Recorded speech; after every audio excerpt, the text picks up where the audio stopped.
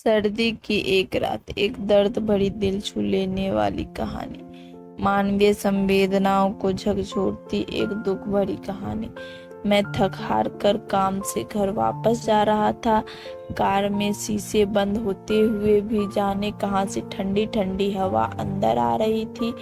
मैं उस सुराग को ढूंढने की कोशिश करने लगा, पर नाकामयाब रहा। कड़ाके की ठंड में आधे घंटे की ड्राइव के बाद मैं घर पहुंचा। रात के 12 बज चुके थे। मैं घर के बाहर कार से आवाज देने लगा, बहुत हॉर्न भी बजाया, शायद सब सो चुके थे। 10 मिनट बाद खुद ही उतर कर गेट खोला। सर्द रात के सन्नाटे में मेरे जूतों की आवाज साफ सुनी जा सकती थी।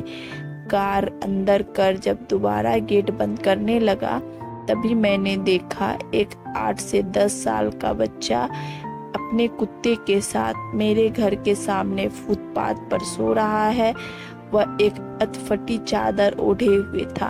उसको देखकर मैंने उसकी ठंडी महसूस करने की कोशिश की। एकदम सकपका गया। मैंने मोंटे कार्लो की महंगी जैकेट पहनी हुई थी, फिर भी मैं ठंड को कोस रहा था। और बेचारा वो बच्चा, मैं उसके बारे में सोच ही रहा था कि इतने में वो कुत्ता बच्चे की चादर छोड़ मेरे कार के नीचे आकर सो गया। मेरी कार का इंजन गर्म था, शायद उसको गर्माहट कुत्ते को सुकून दे रही थी।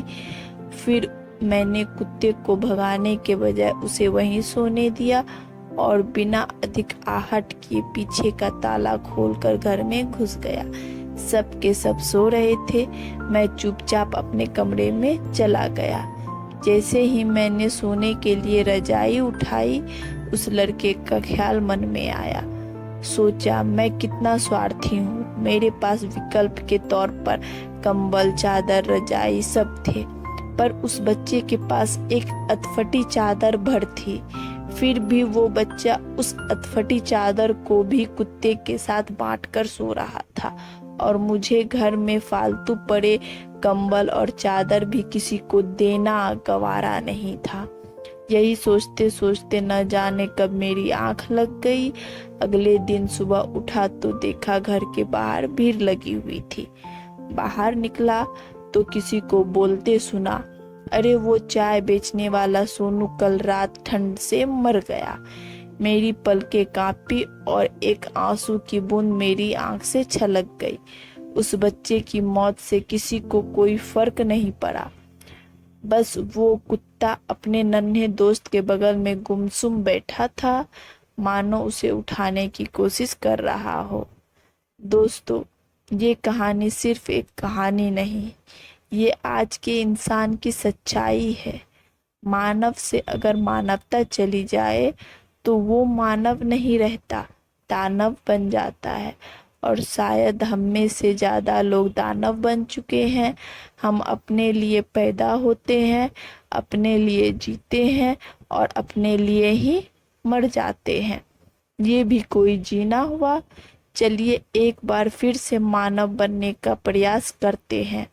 चलिए अपने घरों में बेकार पड़े कपड़ों जरूरतमंदों को देते हैं। चलिए कुछ गरीबों को खाना खिलाते हैं। चलिए किसी गरीब बच्चे को पढ़ाने का संकल्प लेते हैं। चलिए एक बार फिर से मानव बनते हैं। सर्दी की एक रात, मानवीय संवेदनाओं को छूती ये दुख भरी कहानी आपको कैसी लगी? कृपया अपने कमेंट्स करके जरूर बताएं और लाइक और शेयर करें, और इसी तरह की कहानी सुनने के लिए हमें सब्सक्राइब करें। Thank you.